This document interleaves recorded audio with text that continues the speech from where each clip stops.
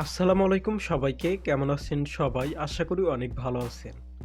TikTok, ফেসবুকে এই ধরনের পিকচার এডিটিং করে সবাই আপলোড করছে। তো এই ধরনের পিকচার কিভাবে এডিটিং করবেন আজকের এই ভিডিওতে শিখতে পারবেন।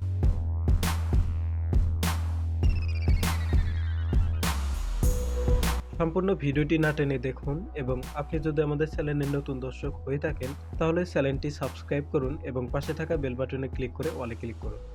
এই ধরনের ফটো এডিটিং করার জন্য আমাদের একটি অ্যাপ ডাউনলোড করতে হবে। আপনারা যদি প্লে স্টোরে গিয়ে সার্চ করেন PhotoLab লিখে তাহলে আপনারা এই অ্যাপটি পেয়ে যাবেন। তাছাড়া এই অ্যাপটির লিঙ্ক আমি ভিডিও ডেসক্রিপশন বক্সে দিয়ে রেখেছি, চাইলে সেখান থেকে ডাউনলোড করতে পারেন। তো অ্যাপটি ডাউনলোড করার পর অ্যাপটি ওপেন করবেন।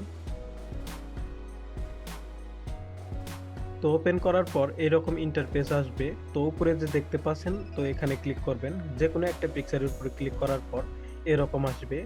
তো এখানে কিন্তু অনেকগুলো টেমপ্লেট পাবেন। তো আপনার যেটি ভালো লাগবে সেই টেমপ্লেটটি এখান থেকে ব্যবহার করবেন।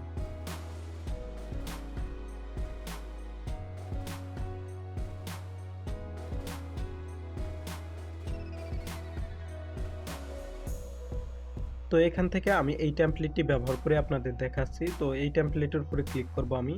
তারপরে এরকম আসবে। তো এখানে আপনার নিচে গ্যালারিটা শো করবে। তো আপনি যে পিকচারটি দিয়ে এই পিকচারটি এডিটিং করতে চান সেই পিকচারটি এখান থেকে নেবেন। তো আমি এই পিকচারটি নিলাম। তো নেওয়ার পর এখান থেকে হচ্ছে এখানে ক্লিক করবেন। তো পিকচারটি নেওয়ার পর এখানে একটা অ্যাড দিবে। তো অ্যাডটা দেখার পর এখানে কেটে দিবেন। অ্যাডটা কেটে দেওয়ার পর এরকম আসবে। তারপর এখান থেকে ডাউনলোড এখানে ক্লিক করবেন। তাহলে কিন্তু আমাদের ছবিটি ডাউনলোড হয়ে যাবে। তো এভাবেই আপনারা সবগুলো টেমপ্লেট ব্যবহার করতে পারবেন। তো আপনার যেটি ভালো লাগবে সেই টেমপ্লেটটি এখান থেকে ব্যবহার করবেন। তো এখান থেকে আমি আরও একটা টেমপ্লেট আপনাদের ব্যবহার করে দেখাচ্ছি।